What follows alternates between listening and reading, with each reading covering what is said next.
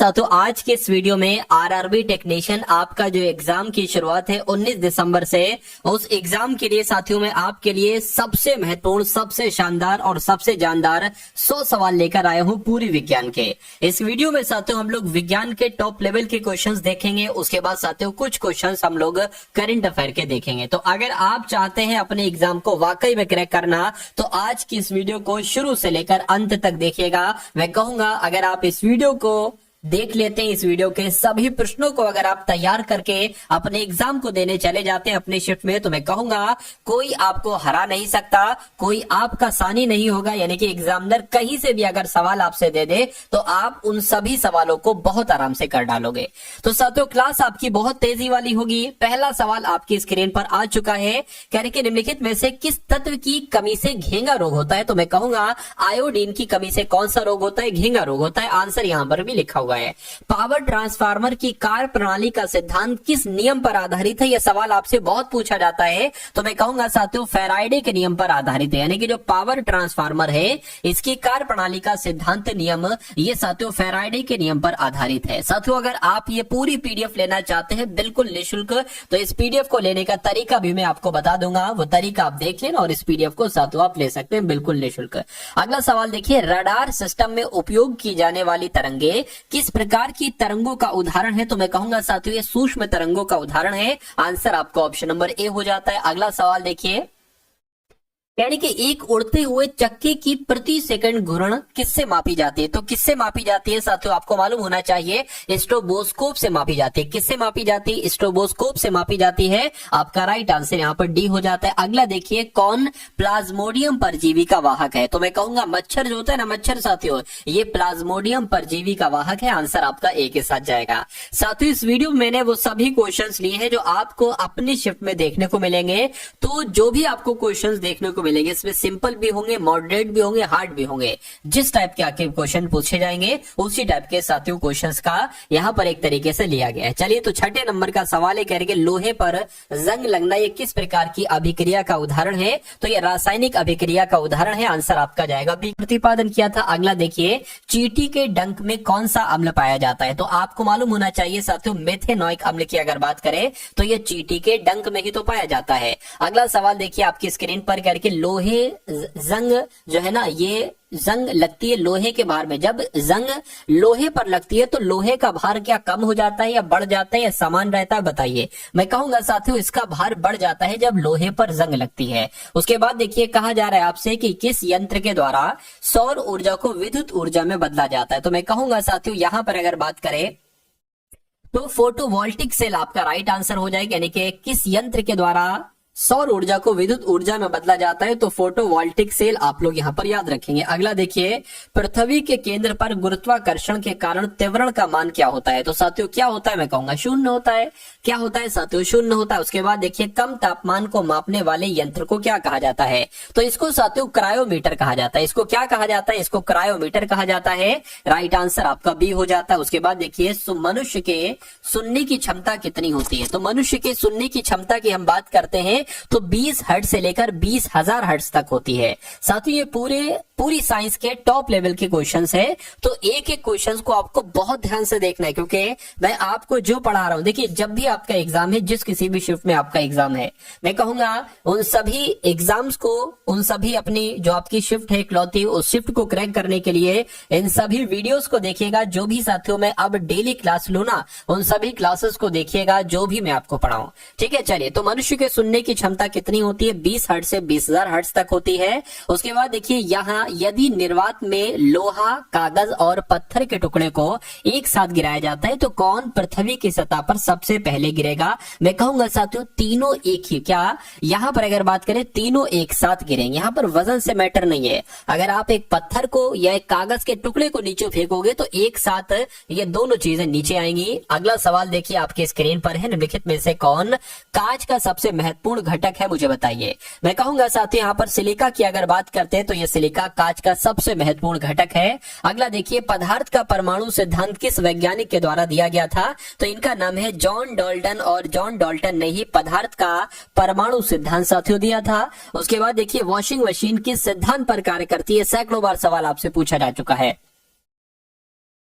तो आप लोग ध्यान रखेंगे साथियों, अपकेंद्रीय की अगर बात करें तो अपकेंद्रीय बल की अगर बात करें, अपकेंद्रीय सिद्धांत की अगर बात करें तो वॉशिंग मशीन अपकेंद्रीय सिद्धांत पर आधारित है, ये उसी के हिसाब से कार्य करती है। अगला देखिए, आघूर्ण बल की एसआई इकाई साथियों क्या है, तो मैं कहूंगा न्यूटन मीटर आपका सही जवाब हो जाएगा, क्योंकि आघूर्ण बल की एसआई इकाई क्या है, न्यूटन मीटर है। अगला देखिए, कह रहे कि अल्जाइमर रोग मानव शरीर के किस अंग को मुख्य रूप से प्रभावित करता है, तो ये दिमाग को प्रभावित करता है, ये मस्तिष्क को प्रभावित करता है। कौन सा रोग, अल्जाइमर रोग, ये आपको मालूम होना चाहिए। अगला सवाल आपकी स्क्रीन पर साथियों, अगर आपको देखिए, अगर आपको थोड़ी सी भी ये क्लास पसंद आ रही है तो मैं कहूंगा लाइक का बटन आप लोग एक बार दबा दें, क्योंकि आपका एक लाइक मुझे वाकई में बहुत मोटिवेट करता है, बहुत ज्यादा मोटिवेट करता है। तो इस वीडियो को लाइक कर दीजिए, और अगर वाकई आप अपने एग्जाम को क्रैक करना चाहते हैं तो मैं कहूंगा चैनल को सब्सक्राइब आप लोग अवश्य कर लीजिए, ठीक है ना। तो चैनल को साथियों सब्सक्राइब कर लीजिए और बता दीजिए इस सवाल का जवाब क्या होगा। कह रहे कि अस्थि मज्जा में रुधिर कणिकाओं के निर्माण को क्या कहा जाता है, तो क्या कहा जाता है साथियों, आपको मालूम होना चाहिए साथियों। तो हेमेटोपाइसिस कहा जाता है, क्या कहा जाता है साथियों, हेमेटोपाइसिस कहा जाता है अस्थि मज्जा में रुधिर कणिकाओं के निर्माण को। उसके बाद देखिए नेक्स्ट नंबर का सवाल है, कह रहे कि फ्लोरोसेंट लैंप में चोक के उपयोग का मुख्य उद्देश्य क्या होता है, तो क्या इसका कार्य होता है विद्युत धारा के प्रभाव को कम करना, मैं कहूंगा बिल्कुल इसका काम होता है विद्युत धारा के प्रवाह को कम करना। चलिए भाई, अब उसके बाद देख लीजिए अगला सवाल है, कह रहे कि यदि किसी तत्व का परमाणु क्रमांक बराबर है, क्या यदि किसी तत्व का परमाणु क्रमांक बराबर है लेकिन परमाणु भार अलग अलग है तो उस तत्व को क्या कहा जाता है, उस तत्व को सातों समस्थानिक कहा जाता है। बस इतनी सी बात आपको ध्यान रखना है, और ये क्वेश्चन आपके लिए बहुत इंपॉर्टेंट था। अगला सवाल क्या है, कह रहे कि इनमें से किन उपकरणों, किन किरणों का उत्सर्जन रेडियो एक्टिवता के दौरान नहीं होता, यह सवाल आपसे पूछा जाता है। और मैं कहूंगा अल्फा किरणों का होता है, गामा किरणों का होता है, उसके अलावा साथियों बीटा किरणों का होता है, लेकिन कैथोड किरणों का नहीं होता है, नहीं होता है, तो यही आपका राइट आंसर है।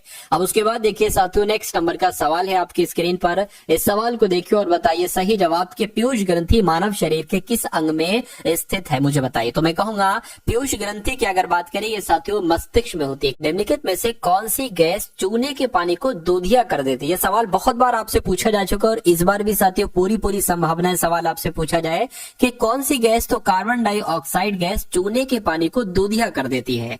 उसके बाद देखिए ऑक्सीजन की खोज साथियों किसके द्वारा की गई थी, देखिए आपने बहुत बार देखा होगा ऑक्सीजन की खोज किसने की, तो बहुत सारे लोग प्रिस्टले लगा देते हैं, तो ये बात सही है, इसमें कोई दिक्कत नहीं है, लेकिन सिर्फ प्रिस्टले का नाम लेना राइट नहीं होगा। मैं कहूंगा प्रिस्टले और कार्ल सीले यहाँ पर साथियों राइट आंसर आपका होगा, तो मैं कहूंगा ए और बी आपका सही जवाब हो जाएगा। उसके बाद देखिए कह रहे कि कितनी ऊंचाई पर ऑक्सीजन की मात्रा नगण्य हो जाती है, तो मैं कहूंगा साथियों यहाँ पर 120 किलोमीटर की अगर बात करते हैं, जब ऊपर आप जाओगे ऊंचाई पर जाओगे 120 मीटर की ऊंचाई पर, तो मैं कहूंगा ऑक्सीजन वहां पर फिर इसकी मात्रा नगण्य हो जाएगी। अगला सवाल है, हमारे पृथ्वी का वायुमंडल कितने भागों में बटा हुआ है, तो कितनी भागों में बटा हुआ है साथियों, 5 भागों में बटा हुआ है, ये आपको याद रखना है। उसके बाद देखिए निम्नलिखित में से कौन वायुमंडल की सबसे गर्म परत है, तो वायुमंडल की सबसे गर्म परत साथ कौन सी है, तो मैं कहूंगा थर्मोस्फियर है, क्या थर्मोस्फियर, आप लोग ध्यान रखेंगे ये वायुमंडल की सबसे गर्म परत है। उसके बाद देखिए वायुमंडल में उपस्थित सबसे हल्की गैस कौन सी होती है, बताइए। तो यहाँ पर आपका राइट आंसर जो जाएगा, मैं कहूंगा हाइड्रोजन आपका बिल्कुल सही जवाब है, यानी कि वायुमंडल में उपस्थित सबसे हल्की गैस कौन सी है, तो हाइड्रोजन है। अगला सवाल, निम्नलिखित में से कौन दुनिया की सबसे जहरीली गैस है, तो मैं कहूंगा सबसे जहरीली गैस की अगर बात करते हैं तो आप लोग ध्यान रखेंगे जाई लाल ब्रोमाइड कहीं ना कहीं आपका राइट आंसर यहाँ पर हो सकता है। उसके बाद देखिए अगला सवाल है, कह रहे पृथ्वी की पपड़ी पर सबसे प्रचुर मात्रा में मौजूद दुर्लभ गैस कौन सी है, तो किसकी बात चल रही है, मैं कहूंगा आर्गन की बात चल रही है, ये आपका बिल्कुल करेक्ट आंसर है। अब उसके बाद देखिए नेक्स्ट नंबर का सवाल है, कह रहे कि पृथ्वी की सतह पर सर्वाधिक मात्रा में कौन सा तत्व पाया जाता है, तो कौन सा तत्व पाया जाता है, हाइड्रोजन, ऑक्सीजन, नियोन या आर्गन, मैं कहूंगा ऑक्सीजन आपका राइट आंसर हो जाता है। उसके बाद देखिए यहाँ पर अगर बात करें हमारी पृथ्वी में सबसे अधिक मात्रा में कौन सी धातु मौजूद है, तो अब धातु की बात आई है तो एल्यूमिनियम आपको लगा देना है। दोनों बातें आप लोग ध्यान रखेंगे, यानी कि अगर आपसे पूछा जाए कि पृथ्वी की सतह पर सबसे ज्यादा मात्रा में कौन सा तत्व है, तो ऑक्सीजन, और पृथ्वी पर सबसे अधिक मात्रा में कौन सी धातु है, तो एल्यूमिनियम आपको बताना है। निम्नलिखित में से कौन एक जैविक अम्ल है, तो इनमें से मैं कहूंगा साथियों जो ऑक्जेलिक अम्ल है ना, ये एक जैविक अम्ल होता है। आंसर आपका डी हो जाता है। अगला सवाल, हमारे मुंह के पार्श्व भाग में स्थित टॉन्सिल का मुख्य कार्य क्या होता है, तो इसका काम की अगर बात करें मैं कहूंगा रोगाणु का विनाश करना, ये इसका एक अहम काम होता है। ये आपका बिल्कुल करेक्ट आंसर हो जाता है। अगला सवाल आपकी स्क्रीन पर करेंगे, दो या दो से अधिक धातुओं के मिश्रण को क्या कहा जाता है, तो दो या दो से अधिक धातुओं के मिश्रण को साथियों क्या कहा जाता है, मिश्र धातु कहा जाता है। ये क्या, ये मिश्र धातु लिखा हुआ है साथियों। चलिए भाई अगला सवाल देखिए, निम्नलिखित में से कौन सा पदार्थ क्लोरीन के साथ अभिक्रिया करके एक ब्लीचिंग पाउडर का उत्पादन करता है, तो यहां पर आपका राइट आंसर किस ऑप्शन के साथ जाएगा, मैं कहूंगा बिना बुझा चूना आपका राइट आंसर होगा। क्या, बिना बुझा चूना जो है ना साथियों, ये क्लोरीन के साथ अभिक्रिया करके ब्लीचिंग पाउडर का उत्पादन करता है। आंसर आपका बी के साथ जाएगा। उसके बाद देखिए साथियों, सभी के सभी सवालों के जवाब आपको मालूम होना चाहिए। अगर आपको पूरी साइंस के इन टॉप 100 क्वेश्चंस के जवाब आपको मालूम है, तो मैं कहूंगा आपके एग्जाम को पास करना आपके द्वारा अब बहुत आसान हो जाएगा। चलिए तो इन सभी सवालों को अच्छे तरीके देखिए, और सिर्फ देखना नहीं है, बहुत ध्यान पूर्वक इन सवालों को देखना है और तैयार करते रहना है, क्योंकि जो चीजें मैं आपको बता रहा हूँ ये चीजें कहीं ना कहीं आपके मनोमस्तिष्क में स्टोर हो रही है, आपकी तैयारी हो रही है। और अगर मान लीजिए कल आपका पेपर हो या कभी भी परसों पेपर हो या जितने दिन बाद आपका पेपर हो, तो मैं कहूंगा कि ये सवाल जब आपके सामने से गुजरेंगे तो आपको उत्तर बताने में कोई दिक्कत नहीं महसूस होगी। बस शर्त यह है कि बहुत ध्यान से आपको इन सवालों को देखना है। देखिए कि किसकी आयु का पता लगाने के लिए रेडियो कार्बन डेटिंग का उपयोग किया जाता है, तो मैं कहूंगा साथियों जीवाश्म की आयु का पता लगाने के लिए कार्बन डेटिंग, क्या रेडियो कार्बन डेटिंग का उपयोग किया जाता है। आंसर आपका भी हो जाता है। उसके बाद देखिए अगला सवाल है कि यदि लाल रंग हरा रंग को आपस में मिला दिया जाए तो कौन सा रंग बनता है, तो साथियों पीला रंग बनता है। क्या, कौन सा रंग बनता है, तो पीला रंग बनता है। उसके बाद देखिए कह रहे कि पशुओं में किसके कारण खुरपका और मुंह पका रोग होता है। देखिए यहां पर अगर बात करें खुरपका और मुंह पका की अगर बात करते हैं तो ये एक वायरस से जनित रोग है, यानी कि विषाणु जनित रोग है, इसलिए राइट आंसर आपका जो जाएगा वो ऑप्शन नंबर सी के साथ जाएगा।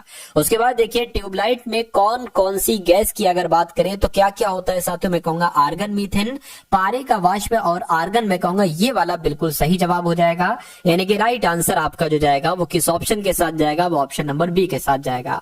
ठोस की शुद्धता का निर्धारण किसके द्वारा किया जाता है, तो ठोस की शुद्धता का निर्धारण क्वथनांक बिंदु के द्वारा नहीं, हिमांक बिंदु के द्वारा नहीं साथियों, गलनांक बिंदु के द्वारा ही ठोस की शुद्धता का निर्धारण किया जाता है।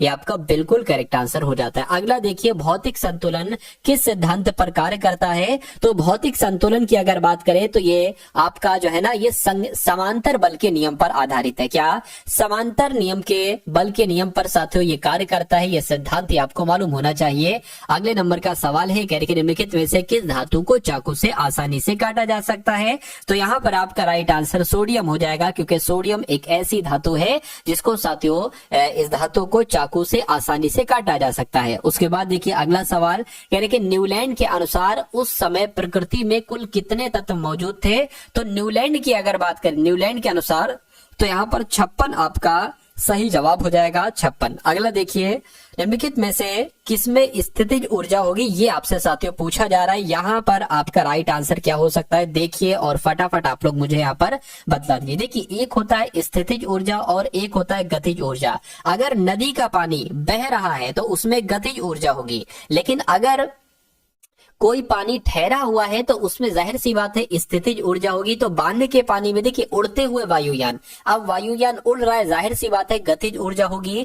गिरता हुआ नारियल गिर रहा है तो इसमें एक गति है ना, इसकी गति है तो गतिज ऊर्जा होगी। ठीक है, मैं कहूंगा बांध का पानी इसमें स्थितिज ऊर्जा होती है, क्योंकि ये चलता नहीं, ये एक जगह पर रुका हुआ रहता है। उसके बाद देखिए जी का मान ज्ञात कीजिए। मैं कहूंगा साथियों जी का मान किसने ज्ञात किया, तो हेनरी कोएर्निश में साथियों जी का मान ज्ञात किया। यहाँ पर तो आंसर आंसर आपको दिख गया बिल्कुल सामने। चलिए कोई दिक्कत नहीं है, यहाँ पर भी आपको दिख गया, मैं आपको कोई दिक्कत नहीं बता देता हूँ। यानी कि मनुष्य का सामान्य रक्तदाब कितना होता है, यानी कि ब्लड प्रेशर की यहाँ पर बात आई है। क्या ब्लड प्रेशर की साथियों यहाँ पर बात की गई है। तो मैं कहूंगा मनुष्य का जो नॉर्मल ब्लड प्रेशर होता है कि अगर उतना नॉर्मल ब्लड प्रेशर है तो कोई दिक्कत नहीं है, तो 120, ठीक है ना, 120 80 mmHg यहाँ पर आपका राइट आंसर हो जाएगा। आंसर आपका जाएगा ऑप्शन नंबर सी के साथ। अगला देखिए कि इनमें से कौन मूत्र में असामान्य घटक है। तो यहाँ पर अगर बात करते हैं साथियों, एल्बुमिन आपका यहाँ पर सही जवाब हो जाता है। उसके बाद देखिए मनुष्य में कौन सा एक अपशिष्ट पदार्थ है। तो मनुष्य में अपशिष्ट पदार्थ की अगर बात करें तो यूरिया आपका राइट आंसर हो जाएगा। चलिए अगला सवाल देखिए, मानव शरीर में पेशियों की संख्या कितनी होती है। तो मानव के शरीर में पेशियों की संख्या कितनी होती है, 656 होती है। राइट आंसर आपका ऑप्शन नंबर बी हो जाता है। अगला सवाल, मनुष्यों में पुनः स्थापित होने वाले दांतों की संख्या कितनी होती है, बताइए। तो पुनः स्थापित होने वाले दांतों की संख्या कितनी होती है, मैं कहूंगा 20 होती है मनुष्य में। ये आपका बिल्कुल करेक्ट आंसर हो जाता है। उसके बाद देखिए अगला सवाल आपकी स्क्रीन पर है, कह रहे कि पूछा जा रहा है, कह रहे मानव शरीर की सबसे मजबूत हड्डी कहां पर होती है। तो मैं कहूंगा साथियों सबसे मजबूत हड्डी की अगर बात की गई है तो जबड़े में, जांग में, ठीक है, या गले में या बाहों में। तो जबड़ा आपका यहाँ पर राइट आंसर हो जाता है, जिनका भी आंसर ऑप्शन नंबर ए है बिल्कुल करेक्ट है। उसके बाद देखिए कह रहे कि मानव शरीर में कुल कितने कशेरुकी खंड होते हैं। तो कितने कशेरुकी खंड होते हैं साथियों, 33 कशेरुकी खंड होते हैं, ये आपको मालूम होना चाहिए। उसके बाद देखिए हमारी अस्थियां तथा दांत किससे बने होते हैं। तो जो हमारी अस्थियां हैं और जो हमारे दांत हैं ये किससे बने होते हैं, आपको मालूम होना चाहिए साथियों, ट्राई कैल्शियम फॉस्फेट से बने होते हैं। ये सवाल आपसे बहुत बार पूछा जा चुका है और इस बार भी आपसे पूछा जाएगा। उसके बाद देखिए इनमें से कौन सी ग्रंथि सेक्स हार्मोन का स्राव करती है। तो मैं कहूंगा साथियों अगर बात करें यहाँ पर जो अधिवृक्क ग्रंथि है ये आपका बिल्कुल सही जवाब हो जाएगा। उसके बाद देखिए पीयूष ग्रंथि मानव शरीर में कहां पर उपस्थित होती है। तो साथियों कहां पर उपस्थित होती है, मस्तिष्क के नीचे उपस्थित होती है। कहां पर उपस्थित होती है, मस्तिष्क के नीचे उपस्थित होती है। स्तनधारियों में सबसे बड़ी ग्रंथि कौन सी है। तो स्तनधारियों में साथियों सबसे बड़ी ग्रंथि की अगर बात करें तो मैं कहूंगा यकृत ग्रंथि है, इसलिए राइट आंसर जिनका ऑप्शन नंबर बी के साथ था तो बिल्कुल करेक्ट है। मानव शरीर की सबसे बड़ी मिश्रित स्रावी ग्रंथि कौन सी है, बताइए। तो यहाँ पर अगर बात करें साथियों अग्न्याशय आपका राइट आंसर होगा। मैं कहूंगा बिल्कुल अग्न्याशय आपका राइट आंसर हो जाता है। उसके बाद देखिए इनमें से कौन सा पुरुष सेक्स हार्मोन है। तो इसकी अगर बात करते हैं तो टेस्टोस्टेरोन आपका यहाँ पर राइट आंसर हो जाएगा। क्या साथियों, टेस्टोस्टेरोन आपका यहाँ पर बिल्कुल सही जवाब हो जाएगा। अगला सवाल देखिए कह रहे निम्नलिखित में से कौन सा रोग आयोडीन की कमी की वजह से होता है। तो जो घेंगा रोग होता है ना साथियों, क्या यहाँ पर अगर बात करें घेंगा रोग जो होता है ये साथियों आयोडीन की कमी से हो जाता है। उसके बाद देखिए कौन सा रंजक मानव शरीर को रंगत प्रदान करता है। ये डायरेक्ट डिक्टो सवाल आपसे पूछा जाता है और डिक्टो सवाल अगर ये आ जाता है तो मैं कहूंगा मेलानिन आपका राइट आंसर होगा।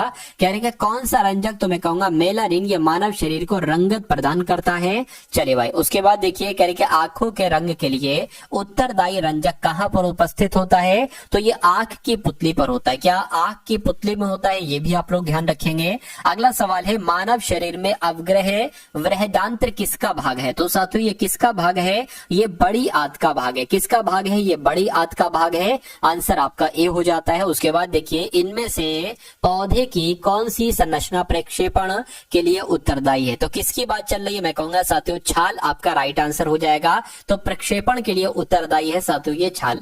अगला सवाल है करके मानव शरीर के संतुलन को नियंत्रित करने के लिए मस्तिष्क का कौन सा हिस्सा जिम्मेदार है। तो कौन सा हिस्सा जिम्मेदार है साथियों, ये आपसे यहाँ पर पूछा जा रहा है। तो मैं कहूंगा सेरिबेलम आपका राइट आंसर हो जाएगा। क्या सेरिबेलम आपका यहाँ पर बिल्कुल करेक्ट आंसर हो जाता है। साथियों अभी कुछ क्वेश्चंस हम लोग देख लेंगे करंट अफेयर के भी। क्या, तो करंट अफेयर के क्वेश्चंस को भी साथियों यहाँ पर हम लोग देखेंगे। चलिए और उसके अलावा साथियों मेरी कुछ क्लासेस में आपके लिए ऐसी बनाऊंगा जिसमें आपके विज्ञान के मैं कितने क्वेश्चंस रखूं, जिसमें विज्ञान के पूरे 40 क्वेश्चंस रखूं, करंट अफेयर के मैं पूरे के पूरे लगभग 10 क्वेश्चंस रखूं और रीजनिंग के क्वेश्चन साथियों और मैथ के क्वेश्चंस में लाता हूं। यानी कि एक क्लास में चारों चीजें आपकी रिवीजन हो जाएंगी। मैं कहूंगा इन क्लासेस को अगर आप देख लेते हैं तो आपको एग्जाम में सिलेक्शन से साथियों कोई रोक नहीं सकता। बस क्या लगातार आप लोग पढ़ते जाइए, जो आपको पढ़ाया जाए अच्छे तरीके से उसको समझते जाइए। करके शैवाल की कोशिका भित्ति बनी होती है, तो किसकी बनी होती है साथियों? सेल्यूलोज की बनी होती है। आंसर आपका बी हो जाता है। उसके बाद देखिए इनमें से कौन सा महिला जनन अंग का भाग नहीं है? तो कौन सा नहीं है? देखिए गर्भाशय है बिल्कुल, फेलोपियन ट्यूब भी है बिल्कुल, योनि भी है, मैं कहूंगा मूत्र मार्ग नहीं है। अब नहीं है तो ये आपका राइट आंसर। उसके बाद देखिए खमीर है, तो खमीर क्या है साथियों? क्या ये एक ब्रायोफाइटा है, ये एक कवक है, या ये एक शैवाल है, ये एक जीवाणु है? ऐसे सवाल आते हैं बिल्कुल छोटे से चुटकने से एक तरीके सवाल आते हैं और पूछा जाता है ये क्या है, तो ये एक कवक है। क्या है साथियों? ये एक कवक है। ये आपका बिल्कुल करेक्ट आंसर होगा। उसके बाद देखिए किस यंत्र के द्वारा पेड़ की तनों की वृद्धि की माप की जाती है? तो मैं कहूंगा ऑक्सीमीटर की जब हम बात करते हैं तो ऑक्सीमीटर के जरिए से पेड़ के तनों की वृद्धि की माप की जाती है। उसके बाद देखिए कहा जा रहा है कि एक जंतु कोशिका के भीतर सबसे प्रचुर मात्रा में कौन सा अकार्बनिक घटक पाया जाता है? तो कौन सा अकार्बनिक घटक पाया जाता है साथियों? जल पाया जाता है। क्या जल पाया जाता है? ये आपका सही जवाब हो जाएगा। यहाँ पर किस वैज्ञानिक ने डीएनए का द्विकुंडलीय मॉडल दिया था? तो साथियों किसने दिया था? मैं कहूंगा वाटसन और क्रिक। यहाँ पर आपका बिल्कुल सही जवाब हो जाएगा। ये क्वेश्चन साथियों आपके लिए वाकई में बहुत इंपॉर्टेंट है कि डीएनए का जो त्रिकुंडलीय मॉडल दिया था वो वाटसन और क्रिक ने दिया था। उसके बाद देखिए कोशिका की आत्महत्या की थैली किसे कहा जाता है? तो मैं कहूंगा लाइसोसोम की जब हम बात करते हैं तो लाइसोसोम को क्या कहा जाता है? कोशिका की आत्महत्या की थैली कहा जाता है। उसके बाद देखिए कहा जा रहा है कि क्लोरोफिल में कौन सी धातु पाई जाती है? बताइए। तो क्लोरोफिल की अगर बात करें लोहा तो नहीं पाया जाता है, हाँ मैग्नीशियम पाई जाती है, तो मैग्नीशियम पाई जाती है। ये आपका बिल्कुल करेक्ट आंसर हो जाता है। दूध का धवल रंग किसकी उपस्थिति की वजह से होता है? तो ये साथियों केसिन की वजह से होता है। किसकी वजह से होता है? ये केसिन की वजह से होता है। राइट आंसर आपका ऑप्शन नंबर डी हो जाता है। उसके बाद देखिए कह रहे कि इंसुलिन किसके द्वारा उत्पादित होता है? तो मैं कहूंगा साथियों अग्न्याशय के द्वारा उत्पादित होता है। सही जवाब आपका जो जाएगा वो ऑप्शन नंबर डी के साथ जाएगा। नेक्स्ट नंबर का सवाल है, कहा जा रहा है कि कौन सा रोग विटामिन ए की कमी की वजह से होता है? तो मैं कहूंगा जो देखिए बालों का झड़ना, पेचिस या रतौंधी या बेरी बेरी। रतौंधी की अगर बात करें तो ये विटामिन ए की कमी की वजह से होता है। आंसर आपका सी हो जाता है। कौन हमारी आंखों में प्रवेश करने वाली प्रकाश की मात्रा को नियंत्रित करता है? तो मैं कहूंगा ये काम आयरिस करती है। कौन ये काम करता है? ये काम आयरिस करती है, तो आयरिस आपका सही जवाब होगा।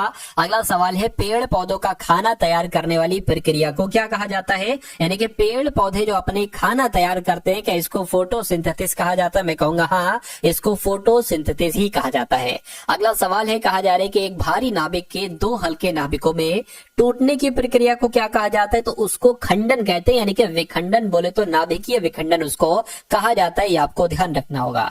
अगला सवाल देखिए, कहा जा रहा है कि श्वेत रक्त कणिका यानी कि WBC का मुख्य कार्य क्या होता है? साथियों देखिए 84 क्वेश्चन हो चुके हैं। 100 क्वेश्चन हम लोग यहाँ पर देखेंगे किसके? साइंस के, और उसके बाद करंट अफेयर के क्वेश्चन यहाँ पर हम लोग देखेंगे। चलेगा, और करंट अफेयर के क्वेश्चन आप देखिएगा बहुत टॉप लेवल का है, सबसे जानदार और सबसे शानदार क्वेश्चंस आप लोग देखेंगे। श्वेत रक्त कणिकाओं का मुख्य कार्य की अगर बात करते हैं साथियों क्या होता है? तो ये कार्बन डाइऑक्साइड का परिवहन करते हैं, नहीं ये रोग प्रतिरोधक क्षमता को बढ़ाते हैं। मैं कहूंगा बिल्कुल सही आंसर आपका अगर है ऑप्शन नंबर बी के साथ तो बिल्कुल करेक्ट है। किसकी उपस्थिति की वजह से रक्त का रंग लाल होता है? तो मैं कहूंगा हीमोग्लोबिन की वजह से ऐसा होता है। ये आपको भी साथियों मालूम होगा। उसके बाद देखिए मानव हृदय में कक्षों की संख्या कितनी है? तो अगर आपसे ये पूछ लिया जाए कि मानव हृदय में कक्षों की संख्या कितनी है तो 4 आपको बता देना है। अगला देखिए निम्नलिखित में से कौन सा रोग वायु के द्वारा फैलता है? तो वायु के द्वारा कौन सा रोग फैलता है साथियों? प्लेग फैलता है। मैं कहूंगा बिल्कुल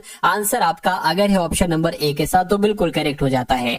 किस तत्व की उपस्थिति के कारण गाय के दूध का रंग हल्का पीला होता है? तो यहाँ पर आपका राइट आंसर जो जाएगा वो कैरोटीन के साथ जाएगा। किसके साथ साथियों? कैरोटीन के साथ जाएगा। यानी कि किस तत्व की उपस्थिति की वजह से? तो मैं कहूंगा कैरोटीन की उपस्थिति की वजह से गाय के दूध का रंग पीला होता है, हल्का पीला होता है, या मालूम होना चाहिए। निम्नलिखित में से किस विटामिन में कोबाल्ट पाया जाता है? सैकड़ों बार ये सवाल पूछा जा चुका है। किस विटामिन की बात चल रही है? मैं कहूंगा विटामिन B12 की बात चल रही है। विटामिन B12 में साथियों कोबाल्ट पाया जाता है। चलिए अगला सवाल है, क्या कहा जा रहा है कि किस तत्व की कमी के कारण आलू में ब्लैक हट रोग होता है? बताइए। तो यहाँ पर अगर हम लोग बात करते हैं साथियों किस तत्व की कमी के कारण आलू में ब्लैक हर्ट रोग होता है, तो मैं कहूंगा ऑक्सीजन की कमी के कारण साथियों ये रोग होता है। आंसर आपका सी हो जाता है। कौन भूमिगत जल को प्रदूषित करता है, तो भूमिगत जल को कौन प्रदूषित करता है, आर्सेनिक ये काम करता है। क्या आर्सेनिक भूमिगत जल को साथियों प्रदूषित कर देता है। उसके बाद देखिए किसकी उपस्थिति के कारण गिरगिट रंग बदलता है, तो यहाँ पर आपका राइट आंसर साथियों क्या होना चाहिए, वर्णकी लवक होना चाहिए। ये आपका राइट आंसर हो जाएगा ऑप्शन नंबर बी। उसके बाद देखिए कह रहे कि पादप वृद्धि हार्मोन जिब्रेलिन किससे निकाला जाता है, तो इसको किससे निकाला जाता है, इसको कवक से निकाला जाता है। किससे साथियों, कवक से, यानी कि पादप वृद्धि हार्मोन जिब्रेलिन को किससे निकाला जाता है, तो कवक से निकाला जाता है। और ये इंसुलिन क्या है, तो मैं कहूंगा ये एक हार्मोन है। क्या है साथियों ये, तो ये एक हार्मोन है। उसके बाद देखिए सेक्स हार्मोन किसके द्वारा स्रावित होता है, तो ये किसके द्वारा होता है साथियों, ये एड्रिनल ग्रंथि के द्वारा होता है। इसलिए राइट आंसर आपका जो जाएगा ऑप्शन नंबर सी के साथ जाएगा। अगला देखिए आपकी स्क्रीन पर है, कह रहे प्रकाश संश्लेषण प्रक्रिया में सूर्य के प्रकाश का कौन सा रंग सबसे अधिक उपयुक्त होता है, तो यहां पर आपका राइट आंसर रेड के साथ जाएगा, लाल आपका सही जवाब हो जाता है। उसके बाद देखिए मानव शरीर के किस अंग में लसिका कोशिका का निर्माण होता है, तो जो लसिका कोशिका का निर्माण होता है ना साथियों, ये दीर्घ अस्थि में होता है। किसमें होता है साथियों, दीर्घ अस्थि में होता है। उसके बाद देखिए मानव शरीर का सबसे व्यस्त अंग कौन सा है बताइए, तो मानव शरीर का सबसे व्यस्त अंग की अगर बात करें, देखिए जब बच्चा पैदा होता है और मृत्यु तक हृदय काम करता रहता है, धड़कता रहता है, ये अपना काम नहीं बंद करता है। इसलिए राइट आंसर आपका ऑप्शन नंबर बी है। अगला देखिए किस में प्रचुर मात्रा में प्रोटीन पाया जाता है, तो मैं कहूंगा मांस अंडे में, दूध पत्तेदार सब्जी में, सोयाबीन मूंगफली में, इनमें से कोई नहीं। तो सबसे सटीक जवाब आपका जो जाएगा वो सोयाबीन और मूंगफली में जाएगा। चलिए उसके बाद देखिए मानव शरीर की सबसे बड़ी हड्डी कौन सी है बताइए, तो यहाँ पर अगर बात करें साथियों जो जांग की हड्डी होती है ना साथियों, जांग की हड्डी ये मानव शरीर की सबसे बड़ी हड्डी होती है। ये आपका बिल्कुल करेक्ट आंसर हो जाता है। अब उसके बाद साथियों यहाँ पर आप लोग देखेंगे इंपॉर्टेंट क्वेश्चंस करंट अफेयर के। कौन से क्वेश्चन साथियों, करंट अफेयर के क्वेश्चंस देखेंगे।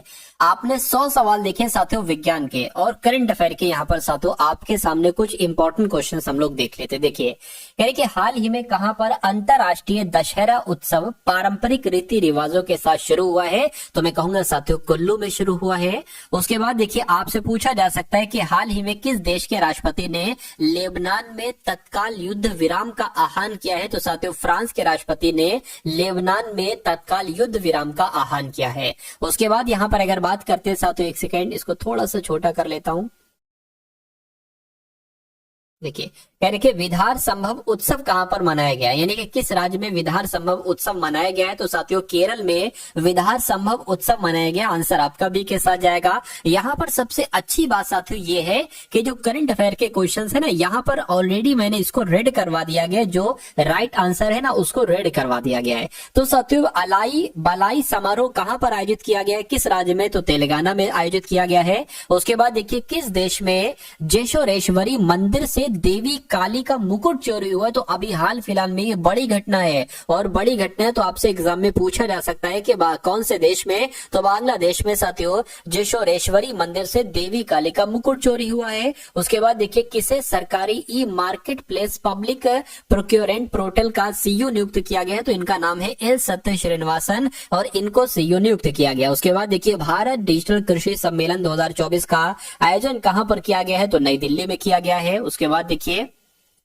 अगला सवाल है साथियों आपके स्क्रीन पर। यहां पर अगर बात करें कि हाल ही में सेना प्रमुख जनरल उपेंद्र द्विवेदी ने कहां पर एक बहुलक्ष्य उपकरण लॉन्च किया है जिसका नाम है अग्नि अस्त्र, तो ये कहां पर किया है, ये गंगटोक में किया है। उसके बाद देखिए अगला सवाल आपके स्क्रीन पर। साथियों मैं आपको बता देता हूं कि अगर आप ये करंट अफेयर वाली पीडीएफ लेना चाहते, ऐसे क्वेश्चन नंबर 1 से लेकर साथियों 1000 करंट अफेयर के क्वेश्चन आपके लिए तैयार किए गए। यहाँ पर तो मैं कुछ क्वेश्चन आपको कराऊंगा, 20-30 के आसपास क्वेश्चंस आपको कराऊंगा। अगर आप ये पीडीएफ लेना चाहते हैं साथियों जो आपके पास सेव रहेगी, आप अपने एग्जाम को पढ़कर सारे करंट अफेयर के क्वेश्चंस आप देखोगे कि इन्हीं 1000 में से आपके आ जाएंगे। मतलब 1000 क्वेश्चंस को अगर पढ़ लिया ना तो ये समझ लीजिए इसी में से करंट अफेयर के आपके सवाल आएंगे। तो वीडियो की स्टार्टिंग में मैंने आपको बताया था कि एक पीडीएफ मैं आपको दूंगा, एक नहीं बल्कि 3 पीडीएफ आपको दूंगा 45 रुपए में। 3 तरह की पीडीएफ मैंने आपको बताई थी, तो उसमें से एक करंट अफेयर वाली जिस पीडीएफ का मैंने जिक्र किया था ना, वो साथियों यही पीडीएफ, यानी कि यही पीडीएफ आपको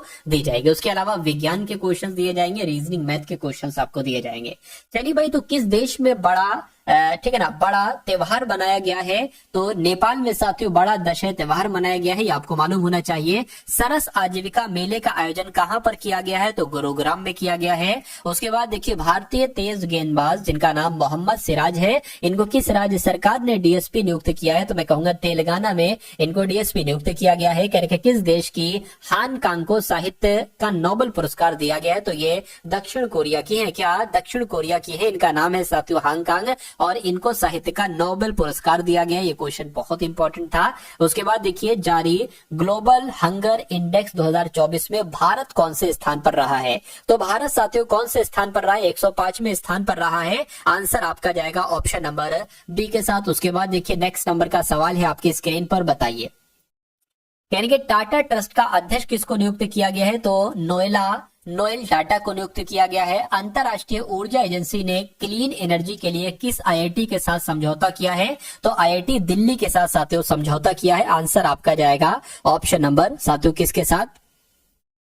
ऑप्शन नंबर सी के साथ। उसके बाद देखिए, अगला सवाल है कि आरबीआई ने यूपीआई वॉलेट की सीमा 2000 से बढ़ाकर कितनी कर दी है? तो साथियों 5000 कर दी है। सोहुला बुथुकुम्मा समारोह कहां पर आयोजित किया गया है? तो यह तेलंगाना में आयोजित किया गया है। उसके बाद देखिए, बिहार के किस जिले में राज्य का दूसरा टाइगर रिजर्व स्थापित किया गया है? तो मैं कहूंगा कैमूर में स्थापित किया गया है। ठीक है ना। चलिए भाई, उसके बाद देखिए, अगला सवाल है आपके स्क्रीन पर, देखिए और बताइए आपका राइट आंसर क्या होगा। कह रहे कि किस देश में, ये तो हो चुका है ना, ये तो हो चुका है साथियों। कह रहे कि विश्व स्वास्थ्य संगठन इनके WHO ने किस देश को ट्रैकोमा मुक्त घोषित किया है? तो मैं कहूंगा भारत को साथियों, क्या भारत को ट्रैकोमा मुक्त घोषित किया है। कैबिनेट ने कहा नेशनल मैरीटाइम हेरिटेज कॉम्प्लेक्स के विकास को मंजूरी दी है? तो गुजरात आपका यहाँ पर राइट आंसर होगा। चलिए भाई, उसके बाद देखिए, नेस्ले इंडिया के प्रबंध निदेशक कौन बने हैं? तो मनीष तिवारी ही नेस्ले इंडिया के प्रबंध निदेशक बने हैं। उसके बाद देखिए, कह रहे कि किस देश के फुटबॉल खिलाड़ी आंद्रेस इनिएस्ता संन्यास की इन्होंने घोषणा की है? तो ये साथियों स्पेन के हैं, इनका नाम है आंद्रेस इनिएस्ता, और इन्होंने संन्यास की घोषणा कर दी है फुटबॉल से। उसके बाद देखिए, किस देश ने लेबनान का समर्थन करने के लिए राष्ट्रव्यापी अभियान शुरू किया है? तो संयुक्त अरब अमीरात ने। अगला देखिए, भारत कहां पर विश्व पिकल बॉल चैंपियनशिप की मेजबानी करेगा? तो साथियों मुंबई में करेगा। अगला देखिए, करेगा उस्ताद अलाउद्दीन खान महोत्सव कहां पर शुरू है? तो ये मध्य प्रदेश में शुरू है। ये भी इंपॉर्टेंट क्वेश्चन है, आपके एग्जाम में आ सकता है। अंतरराष्ट्रीय मास्टर्स लीग में भारत का नेतृत्व करेंगे तो कौन करेंगे साथियों? सचिन तेंदुलकर करेंगे। उसके बाद देखिए, किस राज्य में नशीली दवाओं की तस्करी से निपटने के लिए संकल्प पहल शुरू की गई है? तो साथियों हिमाचल प्रदेश में नशीली दवाओं की तस्करी से निपटने के लिए संकल्प पहल शुरू की गई है। कौन वर्ल्ड टेस्ट चैंपियनशिप में 5000 रन बनाने वाले पहले खिलाड़ी बने हैं? तो जो रूट बने हैं। उसके बाद देखिए, किसने लगातार दूसरी बार ट्यूनीशिया के राष्ट्रपति का चुनाव जीता है? तो कैस सैयद ने जीता है। अगला देखिए, किसे श्रीलंका क्रिकेट का मुख्य कोच नियुक्त किया गया है? तो सनत जयसूर्या को नियुक्त किया गया है। उसके बाद देखिए, वार्षिक माइंडफुलनेस इंडिया शिखर सम्मेलन का तीसरा संस्करण कहां पर आयोजित किया जाएगा? तो मुंबई में आयोजित किया जाएगा। मारबर्ग वायरस किस देश में तेजी से फैल रहा है? तो ये साथियों रवांडा देश में फैल रहा है ये वायरस। उसके बाद देखिए, रतन टाटा जी के सम्मान में किस राज्य सरकार ने एक विशेष डाक कवर जारी किया है? तो किस राज्य ने यह काम किया है साथियों? बिहार राज्य ने यह काम किया है। आपको याद रखना है, आपके एग्जाम में पूछा जाएगा। उसके बाद देखिए, कहा जा रहा है कि प्रधानमंत्री मोदी उत्तर प्रदेश में कहां एक विश्व स्तरीय स्टेडियम का उद्घाटन करेंगे? तो यूपी के वाराणसी में करेंगे। किस देश के नीम रंजी शेरपा दुनिया की 14 सबसे ऊंची चोटियों पर चढ़ने वाले सबसे युवा पर्वतरोही बन गए हैं? तो साथियों नेपाल के। उसके बाद देखिए, प्रधानमंत्री मोदी ने कहा इंडियन इंस्टीट्यूट ऑफ स्किल्स का उद्घाटन किया है? तो मुंबई आपका राइट आंसर हो जाएगा। अगला देखिएगा कि अटल पेंशन योजना के तहत सकल नामांकन कितने करोड़ के पार पहुंच गया है? तो 7 करोड़ के पार पहुंच गया है। अगला देखिए कि किस देश ने दक्षिण कोरिया के साथ सभी सड़क और रेल संपर्क काट दिए हैं? तो मैं कहूंगा उत्तर कोरिया ने दक्षिण कोरिया के साथ सभी सड़क और रेल संपर्क काट दिए हैं। यानी कि उत्तर कोरिया और दक्षिण कोरिया के बीच साथियों खींचातानी मची रहती है। राष्ट्रीय खेलों का 38वां संस्करण कहां पर आयोजित किया जाएगा? तो ये उत्तराखंड में आयोजित किया जाएगा। उसके बाद देखिए, किस देश के दिग्गज टेनिस खिलाड़ी राफेल नडाल ने संन्यास की घोषणा की है? तो ये साथियों स्पेन के हैं। कहां के हैं और ये क्वेश्चन भी आपके लिए बहुत इंपॉर्टेंट है, आपसे एग्जाम में पूछा जा सकता है। तो आप लोग ध्यान रखेंगे साथियों, क्या ध्यान रखेंगे कि जो स्पेन के दिग्गज टेनिस खिलाड़ी हैं राफेल नडाल, इन्होंने संन्यास की घोषणा कर दी है। उसके बाद देखिए साथियों, अगला नंबर का सवाल है आपके स्क्रीन पर, कह रहे कि हाल ही में किस देश की हान कांग को साहित्य का नोबेल पुरस्कार दिया गया है, तो ये दक्षिण कोरिया की है। उसके बाद देखिए अगला सवाल है, कहा जा रहा है कि सेना कमांडर सम्मेलन 2024 कहां पर आयोजित किया जा रहा है, तो ये कहां पर आयोजित किया जा रहा है, ये गंगटोक में आयोजित किया जा रहा है। उसके बाद देखिए किस देश में रुपए कार्ड से भुगतान की शुरुआत हुई है, तो मालदीव में हुई है। अब उसके बाद देखिए कह रहे किस देश को वर्ल्ड बैंक से $200 मिलियन प्राप्त हुए, तो मैं कहूंगा श्रीलंका को प्राप्त हुए हैं। आंसर आपका जाएगा सी के साथ। में भारतीय विदेश व्यापार संस्थान कहां अपना पहला विदेशी परिसर खोलेगा, तो साथियों दुबई में खोलेगा। उसके बाद देखिए किसने बिहार के गया में आधुनिक बिहार लैब का शुभारंभ किया है, तो किसने किया है साथियों, BVR सुब्रमण्यम ने किया है। अगला देखिए आर्कटिक ओपन बैडमिंटन प्रतियोगिता कहां पर शुरू हुई है, तो साथियों फिनलैंड में शुरू हुई है। अगला देखिए दूर संचार मानकीकरण सम्मेलन कहां पर आयोजित किया गया है, तो नई दिल्ली में साथियों। उसके बाद देखिए किसे भौतिकी के नोबेल पुरस्कार 2024 के लिए चुना गया है, तो मैं कहूंगा जेफरी ई हिंटन को और जॉन जे हॉपफील्ड को चुना गया, यानी कि आंसर आपका ऑप्शन